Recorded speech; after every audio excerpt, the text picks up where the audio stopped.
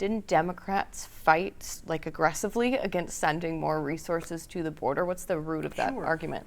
The problem is not resources. The problem is policy. Right. When the policy is to catch a migrant at the border and then release them into the United States, more are going to come. Welcome to The Debrief, where we talk with the Washington Examiner's top journalists about the headlines they're covering this week and where the story's going next. I'm Sarah Westwood, and I'm here today with commentary editor Conn Carroll.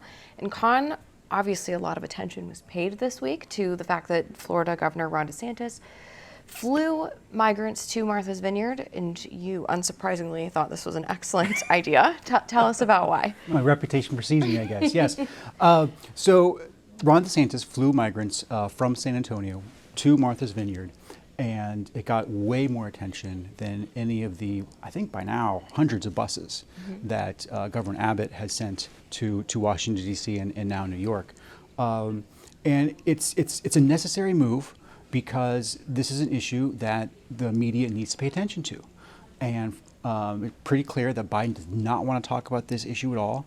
And so by pulling the stunt, it was a stunt, Biden forced the media, the national conversation, to talk about it. And that's why it was necessary. The Biden administration now has sort of been, like you mentioned, forced to talk about it, but they've been characterizing the border crisis as something that's out of their control, right? As some part of a larger global pattern. Why is that wrong? Sure. So for months now, the Biden administration has been forced to release the border numbers on the 15th of every month by a federal court. So that litigation is still ongoing, but they're no longer under that order to release those data. So instead, for the first time in months, the Biden administration held a conference call with reporters before they released the numbers so they could try to frame it in some way that make it seem like it wasn't Biden's fault.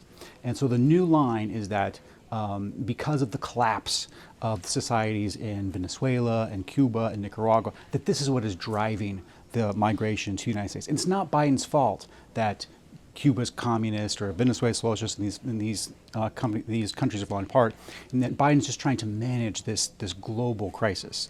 But of course, that's just not true. Venezuela has been falling apart for almost a decade now. Cuba has been communist for decades, literally.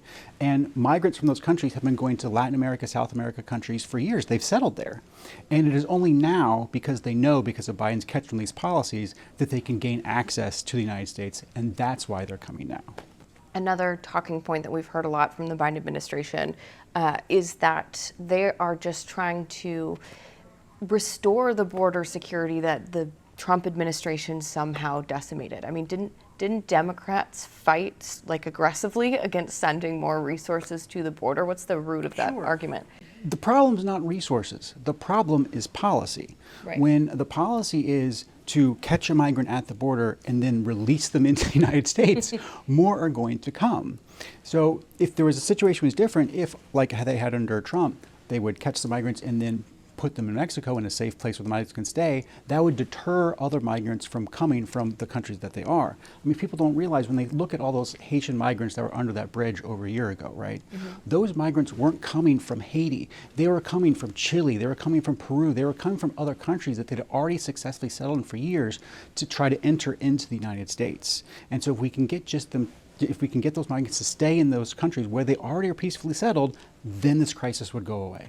Well, Conn, thank you so much for being here today. You can get more writing from Conn and the rest of the commentary team at washingtonexaminer.com.